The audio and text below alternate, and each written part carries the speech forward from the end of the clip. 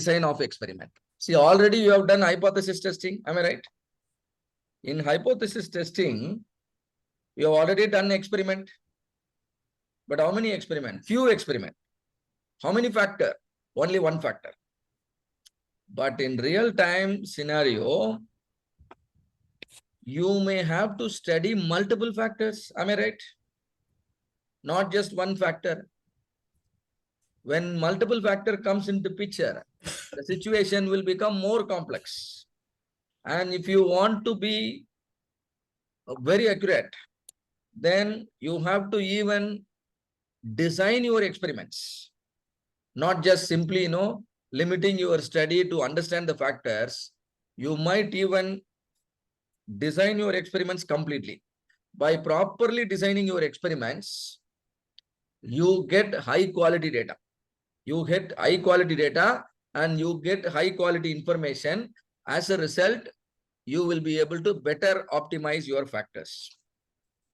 So I want participants, all of you, to come on video, and so that I should get a feel of getting connected, and then we will get into some, later on we can get into some example.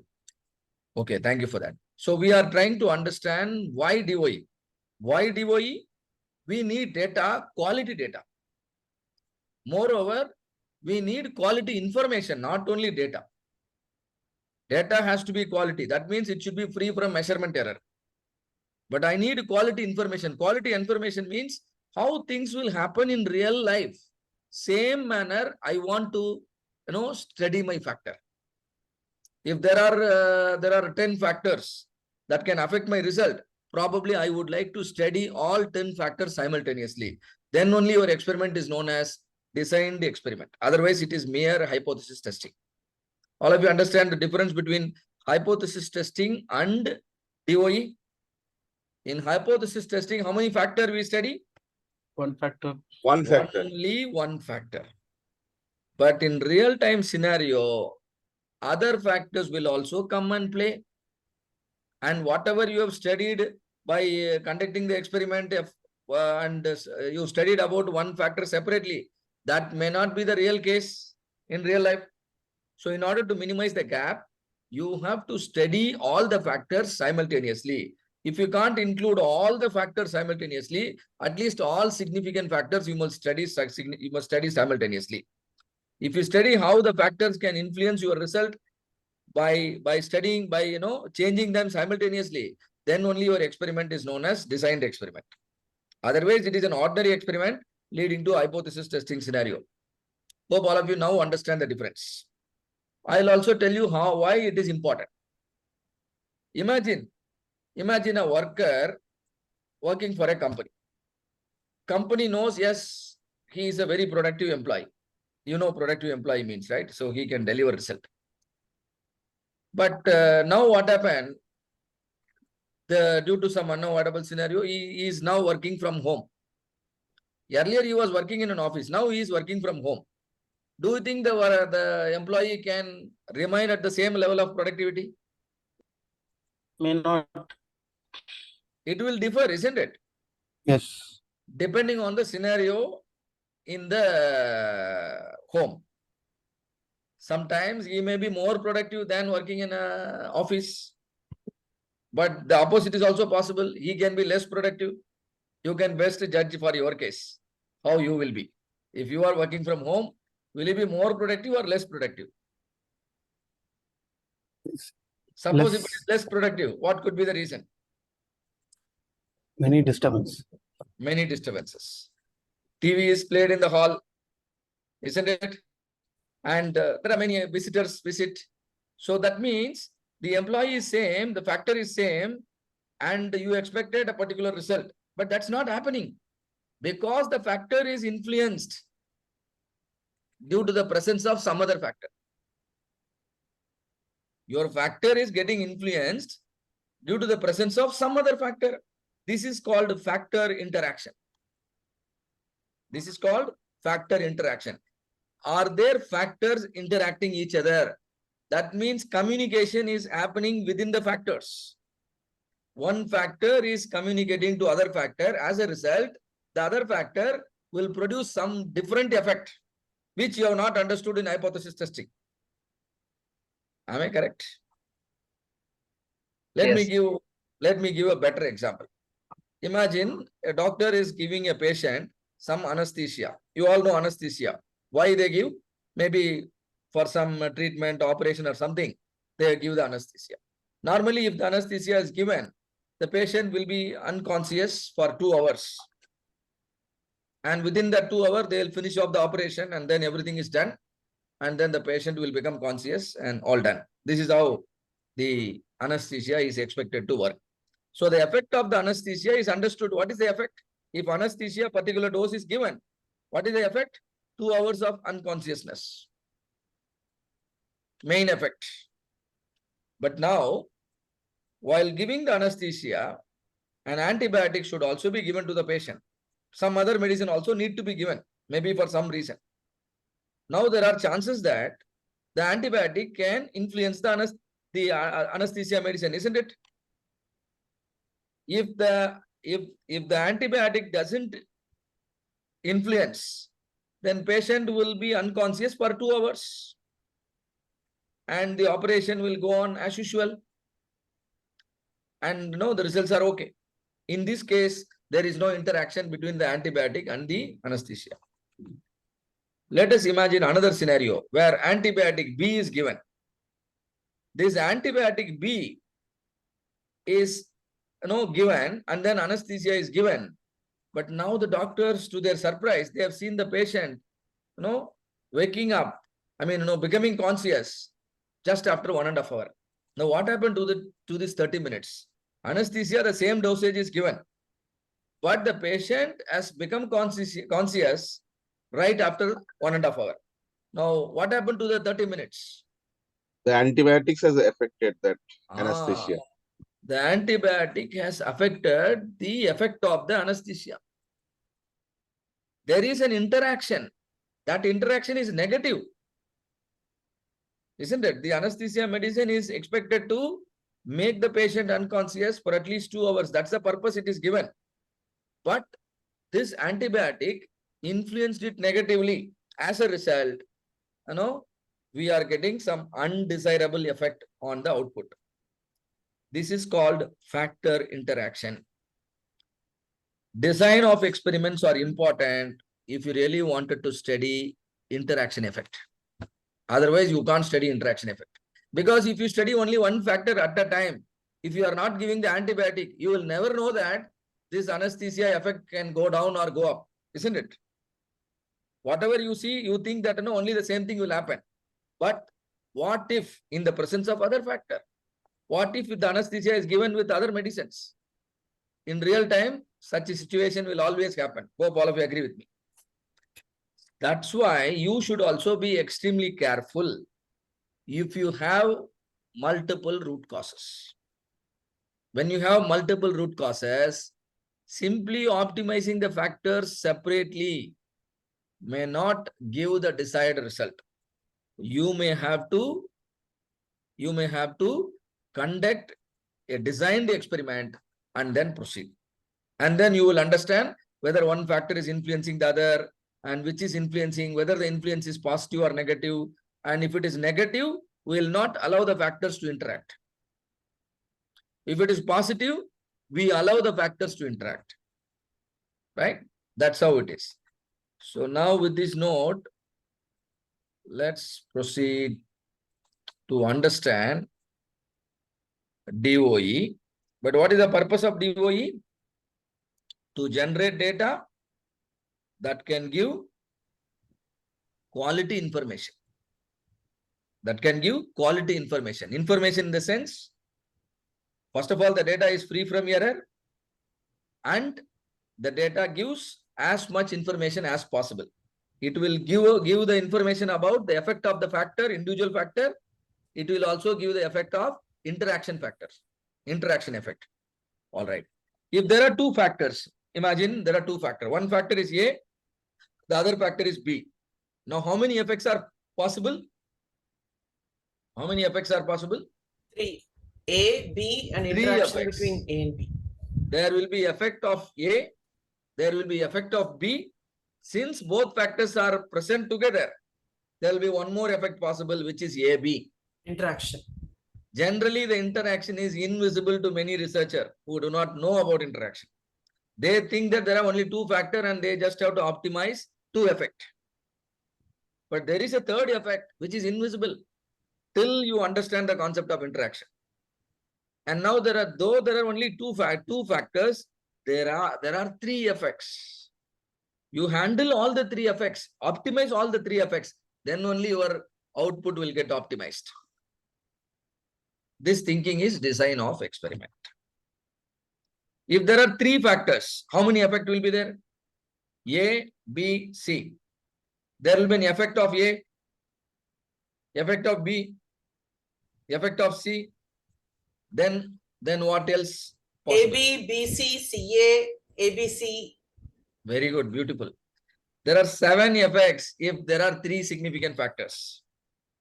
Effect of A, effect of B, effect of C. Effect of AB. What is AB? Interaction between A and B. BC, CA, and then ABC. All the 3 factors to same time present. Now the output will be completely different. All right. So that's the point. So now ANOVA, you all have studied ANOVA, right? Once the data is generated with the help of DOE, now you conduct the analysis as usual. It can again become ANOVA, again become chi-square, whatever. Now in ANOVA, what are you studying? ANOVA, Comparison of more than 3 groups. you are Proportions. comparing more than 2 groups, 2 or more than 2, right? And you are actually comparing the average. The output data is continuous data. These are the requirements. Data must be normal. If there are 3 groups, all the 3 groups should have the same amount of variance in the data. Variances must be equal. If these conditions are satisfied, now you can conduct ANOVA. In ANOVA, the methodology is slightly different from t-test or g-test. The methods are not same. That's why different names are given. In ANOVA, we actually find out which average is best for us.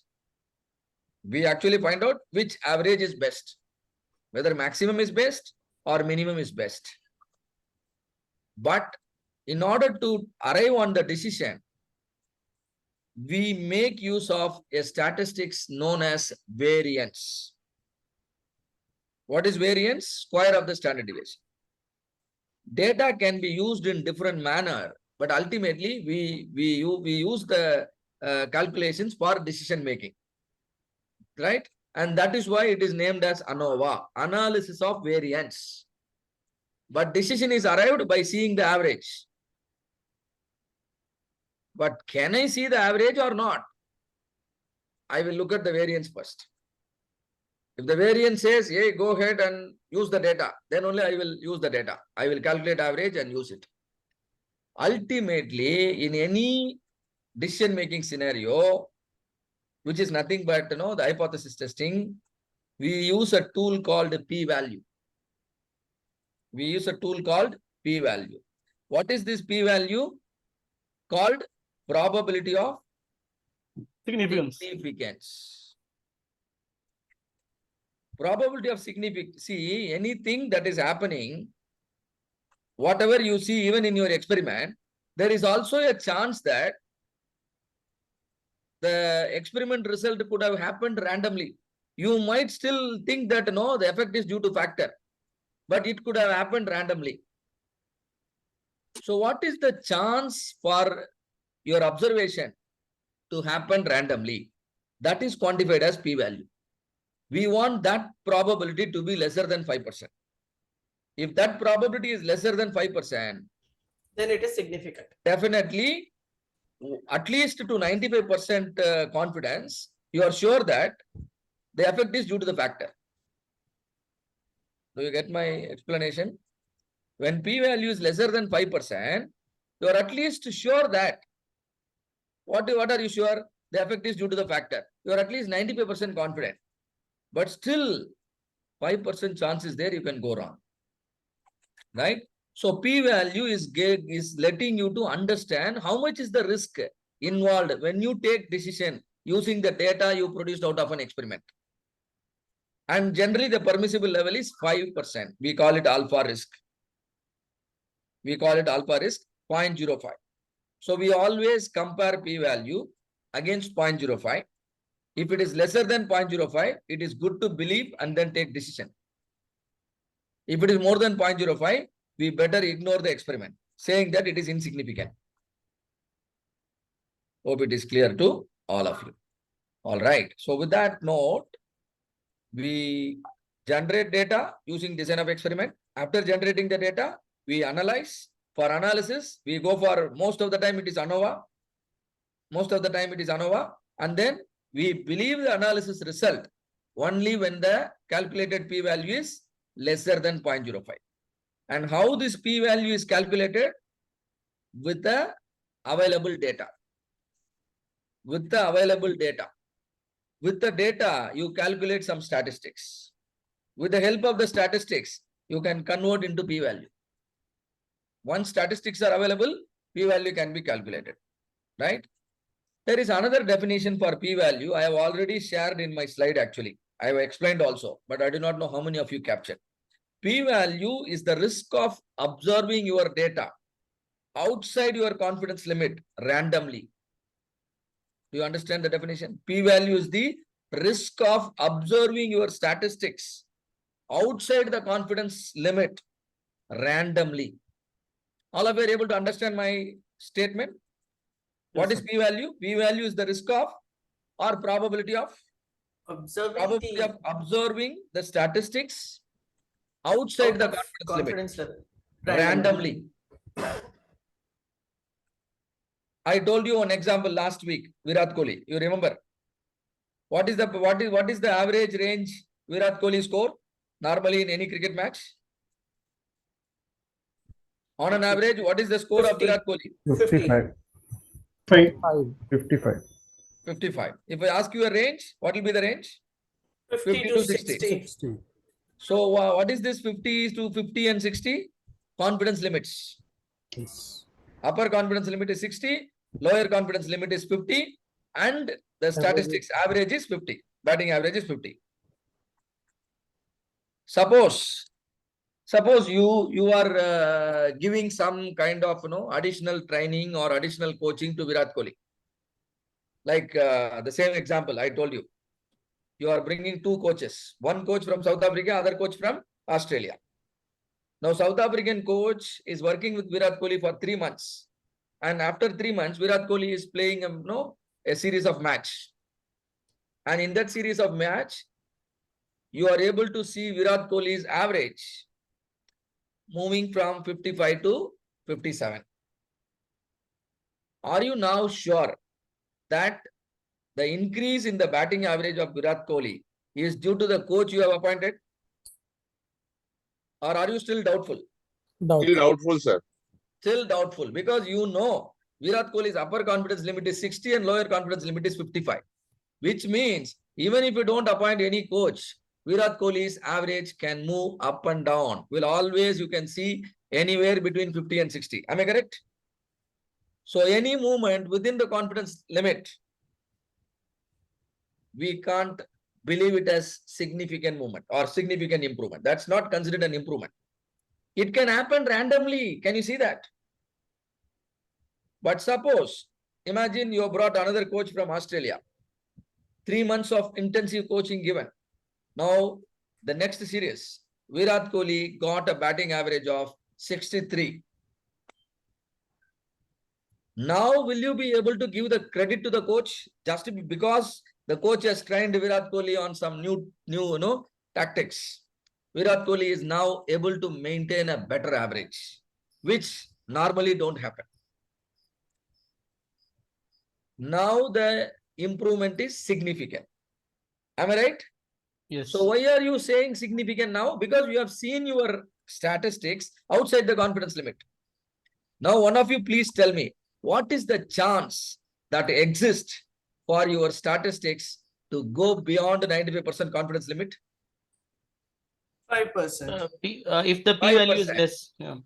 Only 5% chance is there for the statistics to go beyond the confidence limit randomly. So 95%, still you are 95% confident that the credit can be given to the coach. Even if 5% of the time, even if it has happened randomly, how much possibility is there? It can happen 5% of the time.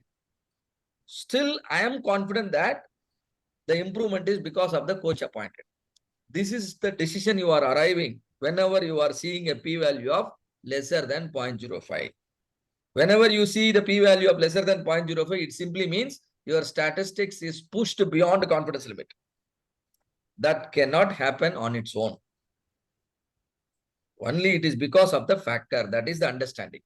So the confidence limit, wherever you are drawing the line, that point is called critical line.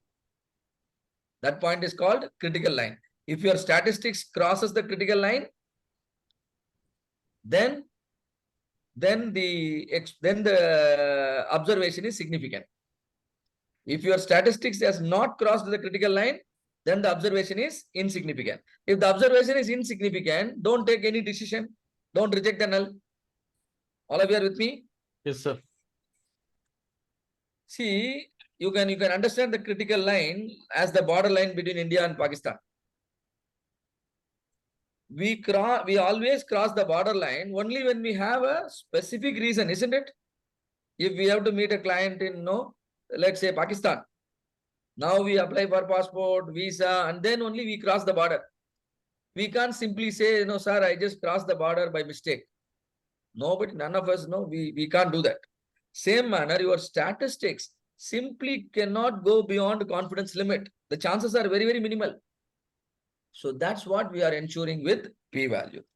Hope the concept of p-value is reiterated and understood correctly. Am I correct? Yes, sir. Very good. So now let us focus on generating quality data, quality information by understanding some principles behind DOE. Now ANOVA. Again, ANOVA, in ANOVA, I told about variance. In order to understand the variance, let's have a small, feel of ANOVA.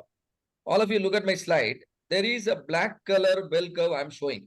What is the average value with respect to the black color bell curve? Can you see here? What is the average? Around Three. 3. Okay, 3. I agree. Now here the average, green color average 4. is 4. coming to just 4.2 or something, whatever. Slightly above 4. Here it is 5.916 here. okay, 5.8 or something. So we understood. Here it is 3, here it is 4.2, here it is 5.8. Now I want a bigger average. Now which one I should go for? There are three possibilities now. Process 1, process 2, process 3. Process 1 gives me an average of 3. Process 2 gives me an average of 4.2. Process 3 gives me an average of 5.8. I want a bigger average. Which process I can believe now? Third process. process. Third process. You are able to believe because the curve is distinctly different from the remaining 2 curves, isn't it? But coming to the right side, black, green, and red. For the black, when I calculate the average, when I put a scale, I get a 3. Now green, when I put a scale, I get 4.2. Red, I put a scale, I get about 5.8. Same averages. Can you see same averages here? Yes or no? But now I need a better average. Tell me which one I should believe? Black color process or green color process or the red color process? Or are you in doubt now? Now, sir, green color process then I will take. You will go for green. Can you justify why? Because it covers the entire limit of specification that we have, and that is in the middle. Where is Mean the specification here? No specification. We are able to take decision with this graph, but here decision making is difficult. Am I right? Yes. Yes. Why you struggle to decide? Because The variation within each process is too high. Can you see that? The black color curve, the spread is increased, which was not the case on the left side. Can you see here? As the variation increases, decision making, will become difficult. Uncertainty will be more. See here also there is a problem. See here, the black color curve intersects with your green color curve. This small region, which is common to black and green. Can you see here? Yes, sir. Similarly, this small region is common between green and red. These are the areas that will pull down your confidence. These are the areas that will pull down your confidence. But here, when you look for such areas here, can you see the area that are common to black and green? Too much area, can you see? Similarly, can you look at the area that is common to green and red? The area is too much. This is what is p-value. We want this common area to be minimal. We want this common area to be less than 0.05. If it is less than 0.05, we are at least 95% confident that red is better than green and green is better than black. If that area, common area, is becoming more than 5%, we are not able to gain the confidence and we cannot decide confidently. All of you are with me so far? Yes, sir. What is Yes. the problem here? The within variation, if it is too high, then it will be difficult for you to differentiate your average. Am I right? If the within variation is too high, then it will be difficult for you to differentiate the average. The average of the black, green, and red. You will not be able to differentiate if the variation within the group is high. So, please note all of you, we are comparing the difference between the average. Can you see variance between the group? Variance between the group is numerator. Denominator, the variance within each group. The variance within each group is nothing but the error. If the error is increasing, what will happen to the F-score? F-score will decrease. As the F-score decreases, then your confidence level will go down. So F-score is a statistics, is a ratio where numerator is the variance between the group, denominator is variance within the group. If that, after calculating the F-score, we convert that into p-value. We convert that into p-value. There are two methods always, please note. One is converting your statistics into p-value. I can even teach you how can we convert the statistics into p-value. Probably the next week, Thursday, I will also be with RK and then I will show you something on p-value using Minitab. Another method is olden day method. There was a table available. For every statistic, some standard values are available. Similarly, for F-score, for a given scenario, what is the maximum F-score? That is called a table value. See here, there is a calculated F-score. There is a table value of F-score. If the calculated F-score is more than the table value, you have to reject a null. This is one method. Another method is F-score is converted into p-value. And if the p-value is lesser than 0.05, then you reject the null. Both are same. We are trained on p-value because that is very, very easy to decide. We can decide fast. We don't have to go to the table and other things, right? But anyway, I want you to know this is happening in the background of ANOVA. So in order to calculate the F-score, certain steps you see here, calculate the variance between the group, calculate the variance within the group, and then calculate the total variance and calculate the F ratio. What is F ratio? Variance between the group divided by variance within the group. Because all these values are coming in your ANOVA table, right? Sum of squares between the group, sum of square within the group. And ultimately, we take a decision to reject or accept null. Now, let's take this problem you might have discussed already. Am I correct? Do you remember this formula? I mean, this situation, this problem, this was discussed as one-way ANOVA. You are the CEO in a company. You want to decide whether any of the vendor is having a significantly different transaction time. And so you performed ANOVA. This is the ANOVA table. And the F-score is derived. You see here, F-score is 2.28. and this F score is converted into p-value. I want all of you to try this right now. In order to try this, you need an Excel sheet, that's all. Go to Excel sheet, just type this formula, equal to F dist, open bracket, value of F statistics. What is your F statistics value here? 2.28, comma, degree of freedom for the factor.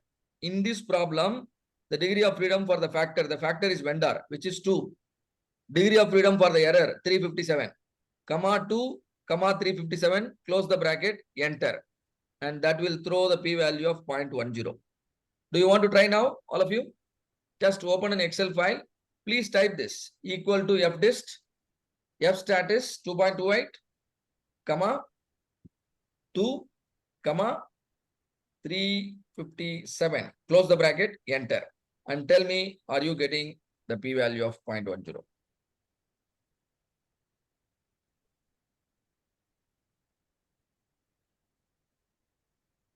Zero 0.103772. बहुत अच्छा बेटा, मैं पढ़ाई कर रहा हूँ, बाद में दिखा देना, अभी फोटो खींच के रख लो. Okay. So, what is that? So 0.10. So p-value is 0.10. P-value is less than 0.05 or more than 0.05?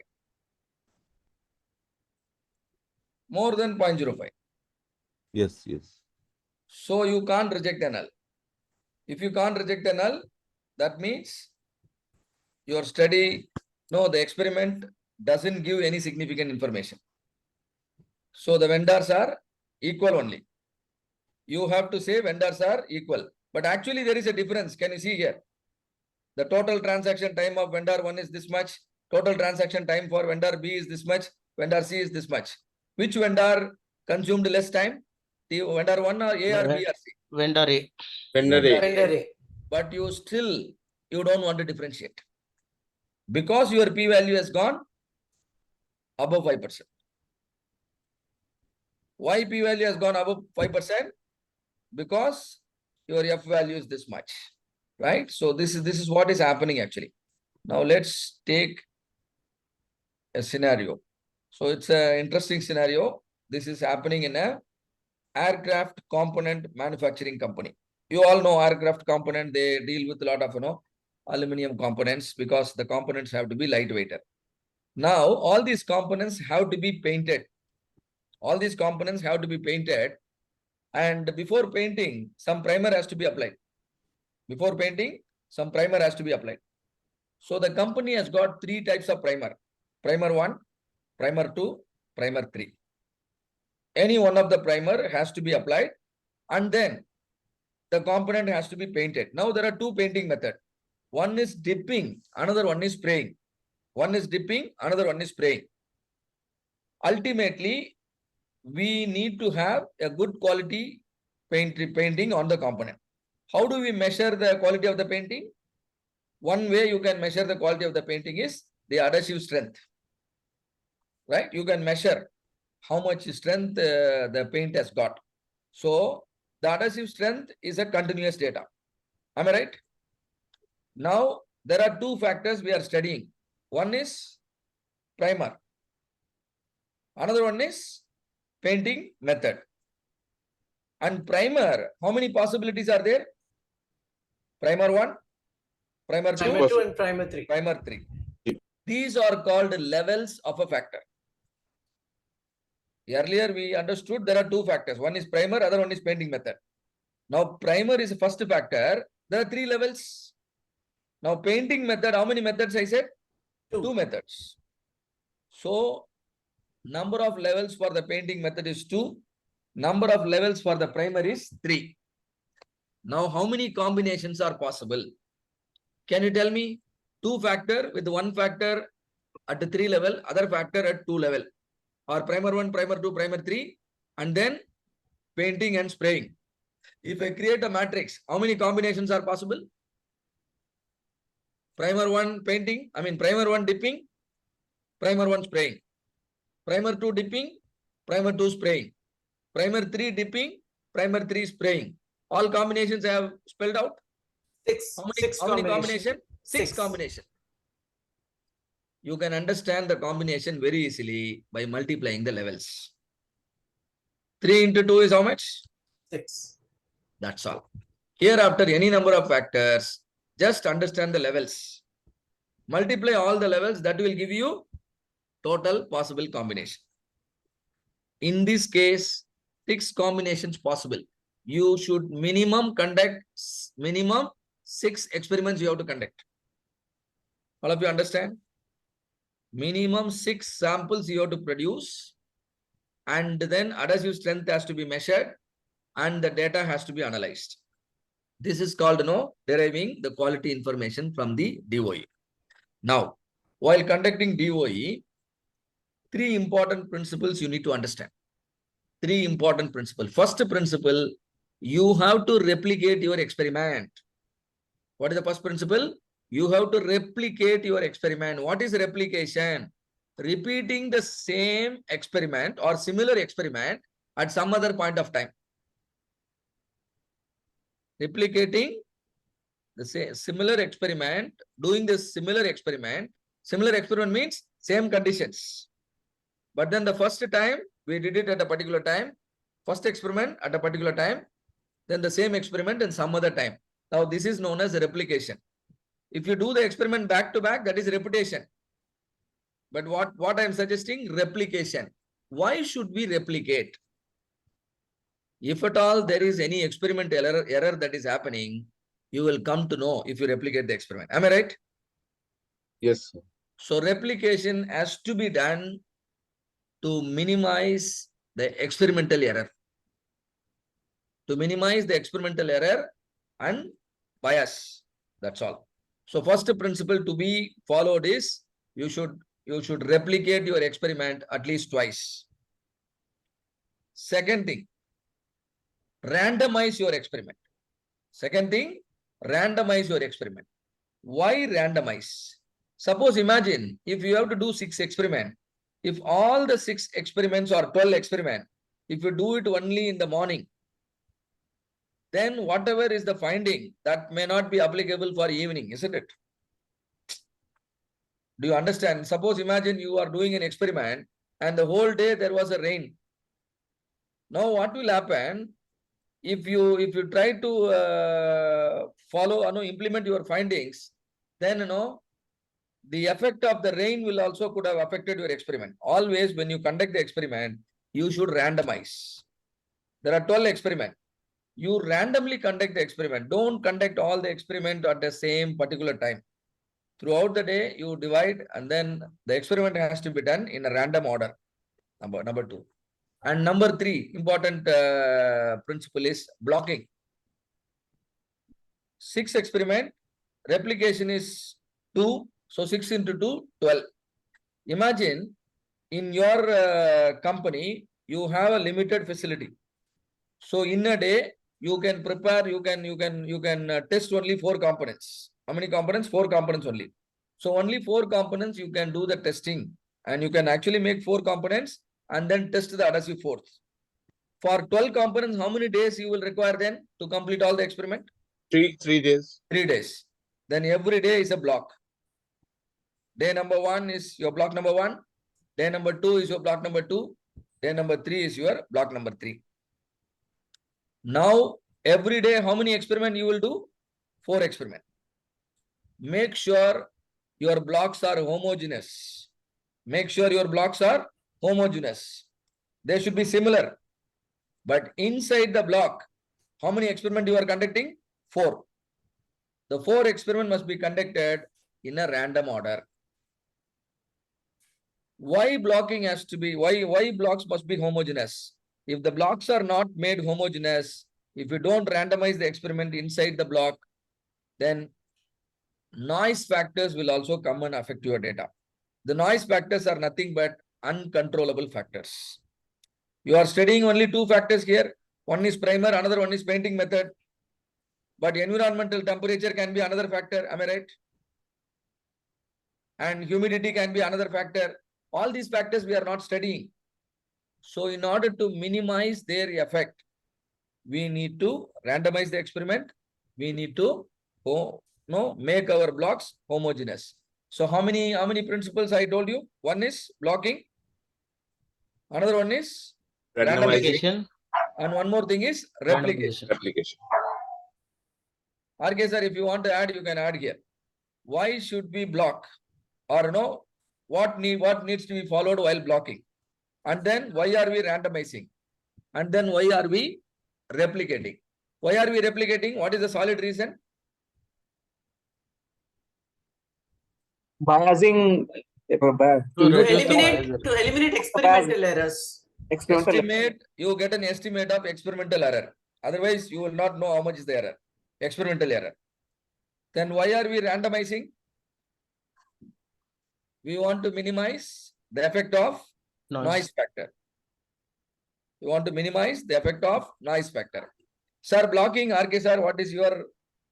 Yeah, no, stop sharing, sir, because I don't see people. No? You Yeah, don't see. thank you. Now I can see all the faces, no? Now all the blocks. So blocking, this is not blocking. Blocking is opening, no? You have to show all your faces. That is called blocking. Anyway, there are 3 terms that he has studied. Can you tell me what are the 3 terms he taught you? Blocking, replication. Blocking, randomizing, replicating. Blocking, randomizing, replication. Okay. See, first of all, we'll see the difference between repeating and replication. What is repeating and replication? Repeating is doing the experiment in succession, next to next. Yes. Replicating is giving a gap so that the experiments themselves are able to be random, and we don't just factor in one particular external issue. Repeating this experiment, same experiment under the same conditions is called replication, right? Repeating the same experiment under the same conditions again the next day or whatever you want. That is called replication. Yeah, back to back is called repetition. That's what you said. Okay. And then why are we doing this replication? To To see understand experimental errors. Same variance is there to check on it. To check on the same variation is there. To check the variation, same variation. There is no noise. recreate the issue. To reduce the bias errors. Which No, may occur. normally you go out to a place, to a strange place. You do not know the address. You ask Gopal, you ask first RK the address. Then after some time you meet Gopal Kumar, you ask the same address from him. Yes or no? This is, what is this called? Replication. Why are you doing this replication? So that whatever I say, you are confirming with him. Yes or no? Right? The same thing is, you are confirming the results are same or not. Now, randomization. Why do you do randomization? Sample selecting. Same No. is coming for all the things. To Now I check. will tell you. One second. Now there will be a noise effect will be there, right? Now if I do the experiment as Narmada said, repeat the experiment same immediately, then the noise effect will be same for this experiment also. Yes or no? I will not balance the noise effect, right? But if I do the other experiment now immediately, then the other experiment also has got the same noise effect. Yes or no? Now I am just balancing the noise effect because the same noise effect is going to be there for this factor as well as for the other factor. Yes or no? Now you see what I'm doing. I'm doing the same balancing, right? They're also balancing, here also I'm balancing, but the balancing are little different. Understood? Clear? Previously you were asking the same address from Gopal Kumar as well as RK. Now what you are now doing is that you are going to go to a different place as the same person, means it will be same, balancing, right? You know RK. So you are balancing. No, whatever you are doing is balancing. Under different context, you are balancing. Now, blocking. Why do we want to do blocking? Did you say anything? I did not give the answer, sorry. Because I just. Why do we do the blocking? To avoid diversion. Yes, to avoid diversion. Why do you want to avoid diversion? Why do you want to avoid diversion? To avoid diversion or to have a diversion? I don't know. I do not know how to answer you. But the thing is, I could understand your intention, and that is correct, right? Because I can say no also for you, yes also for you. Yes is better answer. Now I'll tell you one thing. What sort of a diversion is it? Suppose you want to carry out the experiment with salt and sugar, right? You want to find out the effect of two factors. What are the two factors here? Salt and sugar. Salt and sugar. Yes or no? Suppose you don't have salt. You don't have salt today. Salt will come tomorrow only. Right? So what you do? You can do experiment only with sugar. Yes or no? Now you have to do an experiment, because otherwise, no, you won't have time for tomorrow to do the experiment, both experiments. Yes or no? Right? So what you do is, blocking is for your convenience. What convenience? You have got constraints. What constraints? Labor may not be available to do that particular experiment, or that particular factor may not be available, right? Or the day may not be convenient, comfortable to do that experiment. Like, for example, I have to put the salt and then dry it. There is no sun here, so I can't use the salt experiment. Yes or no? Even though salt is available, I can't do it because it is all wet season. Salt will what do you call? It will go off, right? Therefore, what you do is blocking. When you are going to do blocking, you will have to be smartly doing the blocking. Yes or no? So that it is not affected. That is why I said it's all called design of experiments, right? Now, which one you would like to block, which one you would not like to block, it is a question of your what do you call, your smartness, right? Number one, for different reasons you do blocking. At the same time, you should not have the effect of noise. The noise here is unavailability of these things, right? Therefore, you will have to carry out the blocking in such a way that you get what you want. You get what you want. Understood? Like, for example, A is there a factor, B is a factor, C is a factor. Now you can do only two experiments at a time, either A and B, or A and C, or B and C, right? Now A and C has got interaction effects. B and C has got interaction effects. A and B has no interaction effects. A and B has no interaction effects. Now, which one will you stop doing it today? A, B, C. Only A and C I will do it. B I will not do it. You know, because I do not want to know about the interaction of A and B, because A and B has no interaction, I know for sure. Therefore, I will postpone the B experiment tomorrow. Understood? Clear? So, depending upon my convenience, without reducing the outputs, all the outputs I am getting by blocking. Understood? So, blocking has to be done ingeniously. That means you have to be smart in blocking. Okay? Thank you. All right. So thank you, sir. So very simple. If you have got some limitation, constraint, maybe for any reason, time is not there, facilities are not there, you have to divide your experiment into groups. Am I right?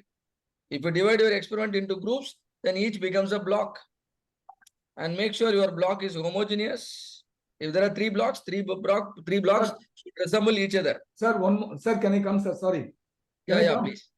Please note, I forgot to tell you a very important thing, because when he was showing this only, it came to my mind.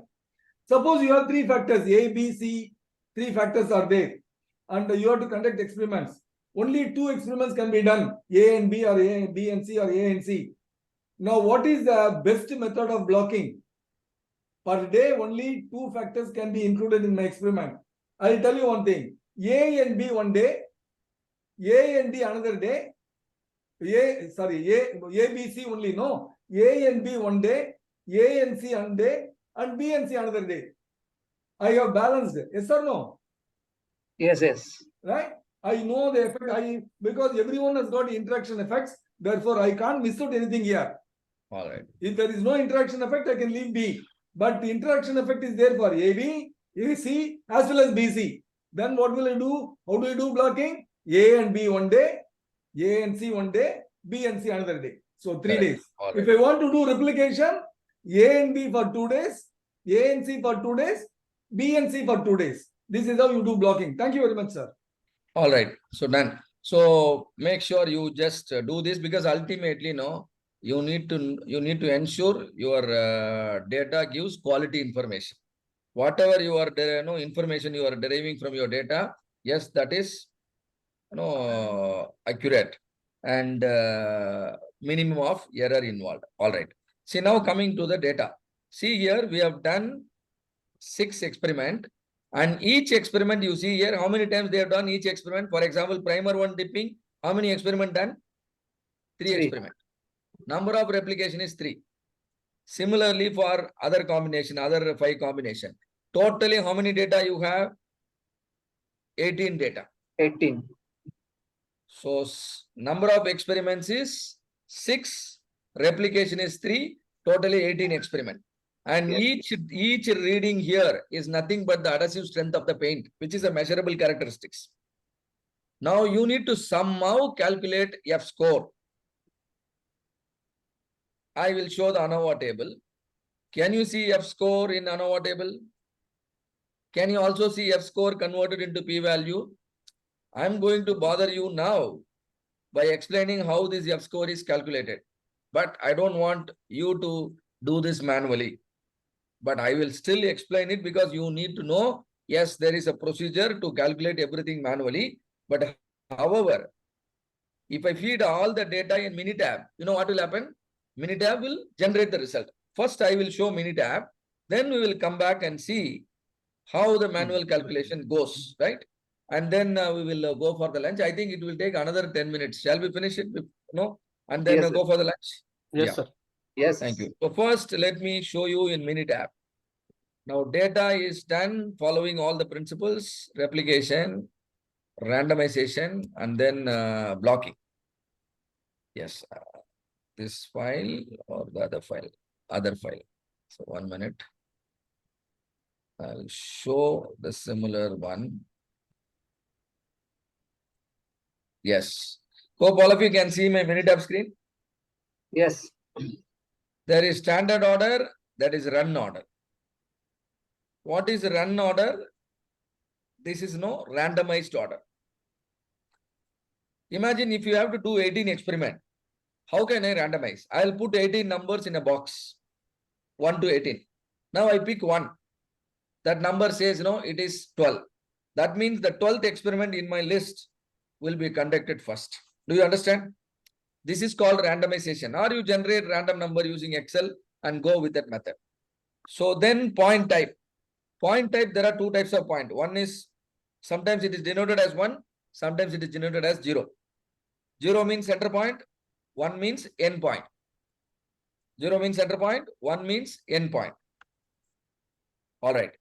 And now blocks. See here, how many blocks are here? Only 1 block. All the 18 experiments are conducted in a single day. In a single sequence, we have completed. So no blocking here and no worries. Now the factor 1, factor 2, and this is your output. This is X1, this is X2, this is your Y. Now we have to analyze. Analyze means this actually becomes the case of two-way ANOVA. Am I right? Because it is continuous data. There are how many combination we are checking? So many combination, 2 factors. Totally how many combination? 6 combination. More than 2 groups is ANOVA. So here it is 6 group. Now how to analyze? So go to stat. Go to stat. Go to DOE. Factorial DOE. Full factorial, right? Because we have done all experiment. We have not skipped anything. Factorial DOE. Analyze factorial design. Now I remove this. Now first thing you should give is response. What is your response? Response is column 7.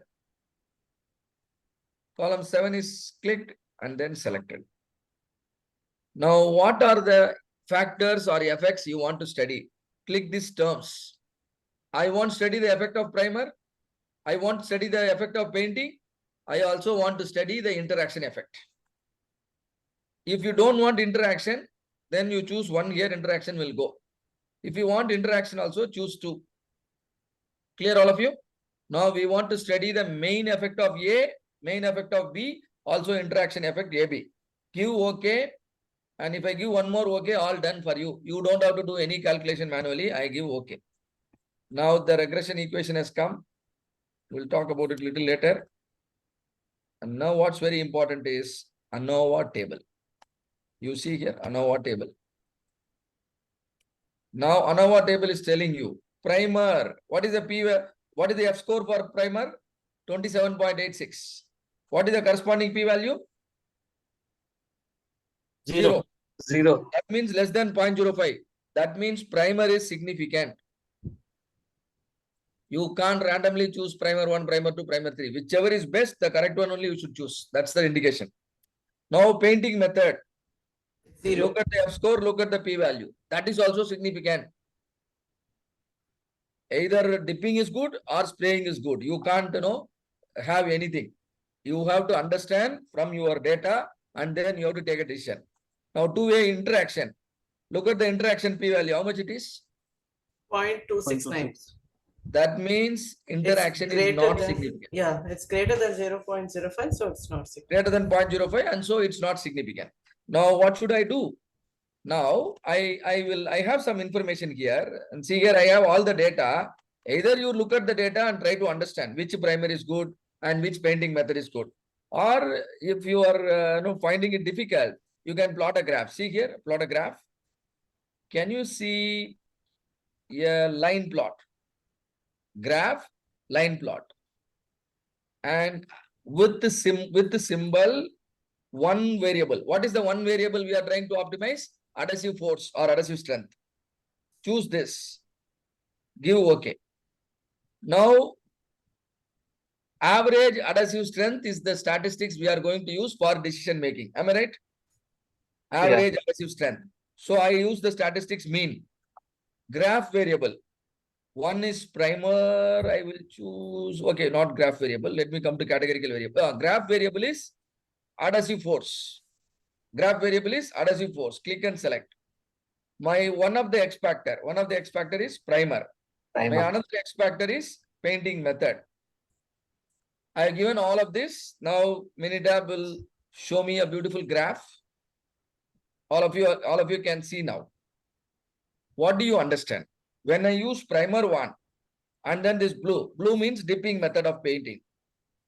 When I use primer 1 dipping combination, what is the average adhesive strength expected? 4.2 or something. 0.2. Primer 2 and dipping method, adhesive strength is improved to 5.2. Point. Primer 3 dipping, adhesive strength is dropping. Now primer 1, what is this red color indicates? Spraying. Spraying. Primer 2 and spraying, look at the adhesive strength, above 6. You want more strength or you want less strength? More strength. More strength. So which is the best combination? Primer 2 and spraying. Spraying. So this is the optimum combination. In primer, we are choosing level number 2, which is primer 2. In painting method, we are choosing spraying, right? So this is the optimum combination at which the adhesive strength is getting maximized.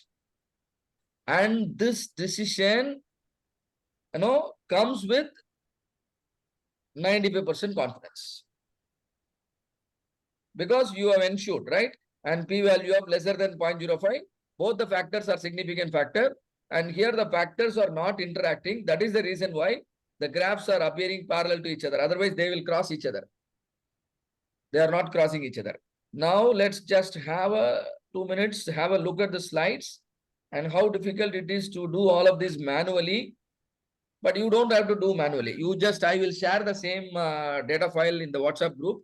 All of you can use it in Minitab and get the result. See here. All the terms that are appearing in your ANOVA table, the numbers that are appearing in the ANOVA table, if you are really interested in knowing it, then you must know. See here, there is sum of square, there is degree of freedom. This is factor, this is sum of square, this is degree of freedom. This is mean sum of square. This is F score. This is P value. What is this? First column, factors. What are the factors we are dealing? Primer, painting method, interaction. These are the three things we are concerned, right? And then there is something called total. Total means total effect. Primer has got some effect, method has got some effect, interaction has got some effect. And so what is the total effect? And all of these, in order to understand, we should do some maths. See here, how many, I have arranged the data in a way that there are two columns. Can you see? First column, second column. Column number 1 is totaled. Column number 2 is totaled. Similarly, row wise, this is first row. First row means throughout the first row, what is common? Primer 1 is common. In first row, how many data available? 6 data available.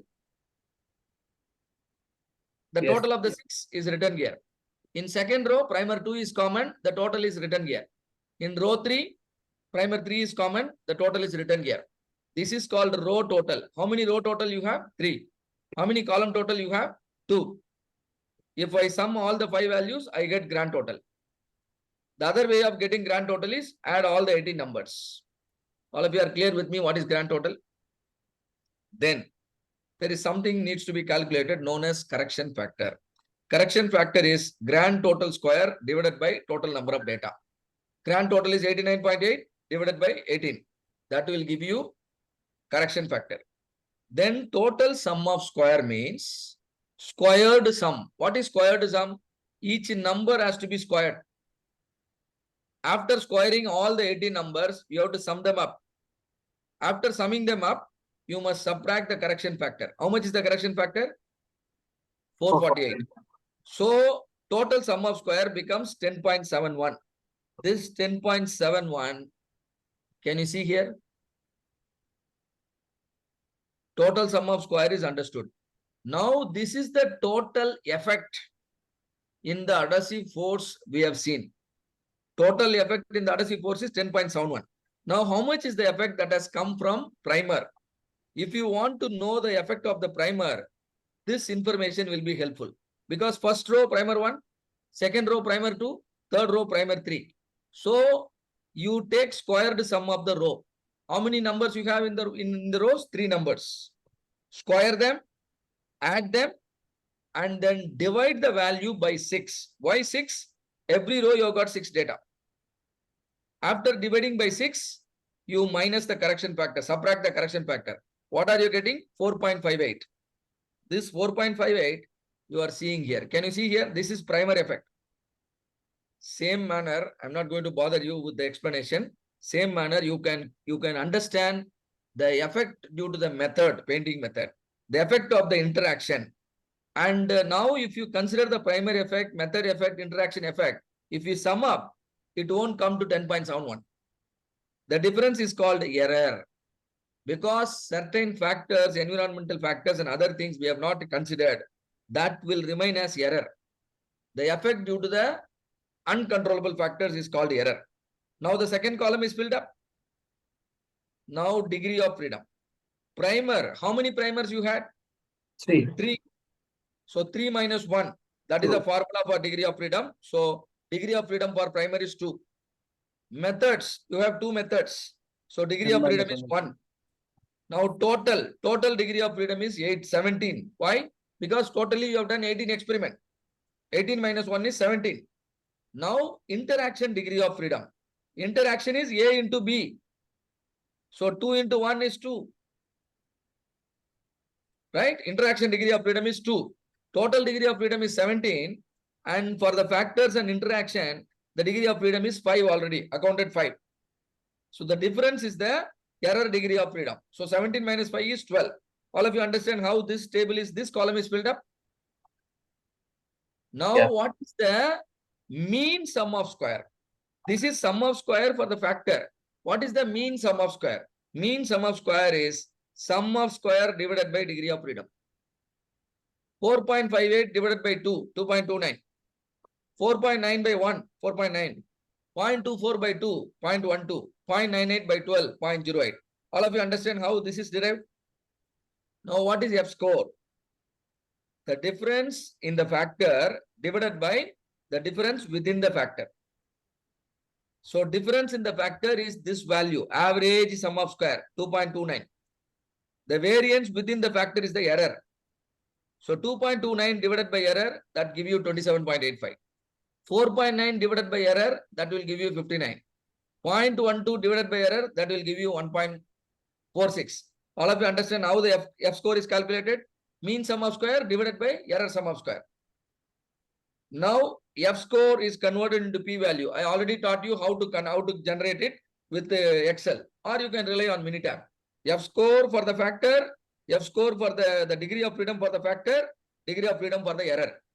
With these value, you can get the p value. It is less than 0.05 here, less than 0.05 here. Here it is more than 0.05. Since it is more than 0.05, interaction is insignificant. You don't have to worry. But the factor has to be selected carefully. In order to select the factor, we go for a diagram, line plot, which is known as interaction plot. We clearly understand primer 2 and adhesive strength is the best combination at which the adhesive strength is getting maximized. This is the final solution, right? Please note, we have done a lot of experiment and then we have done a lot of analysis. We looked at the p-value and taken the decision. We have given enough care in generating quality information. And then we have ensured for ourselves that our decision comes with the p-value of lesser than 0.05. That means you can now implement whatever is that you have understood, you can now implement. If the p-values are not lesser than 0.05, it is better not to implement anything. Even though your results are no super and then the numbers are great, don't believe the numbers. The risk is more. If you try to implement, your components might not have the desired adhesive strength. So that's the thing we are doing here. So this is what you need to understand. And I think I should stop here for your lunch. And probably we can take up the same at a later stage also. The ones you have more questions about it, yes, I will definitely be able to help you with more information. So anything you want to ask before we wind up for the lunch? That means something to be